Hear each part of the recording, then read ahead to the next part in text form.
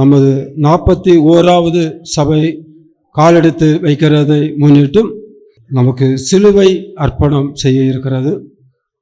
இந்த ஒரு வெளிச்சமாக ஆண்டவர் செயல்பட நினைக்கிறதை நாம் அதை நினைவுறு செய்கிறோம்.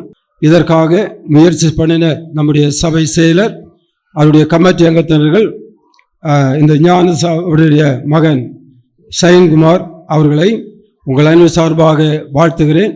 நாம் முதலில் அந்த சிலுவையை நாம் அர்ப்பணம் மக்களுக்காக செய்வார்கள்.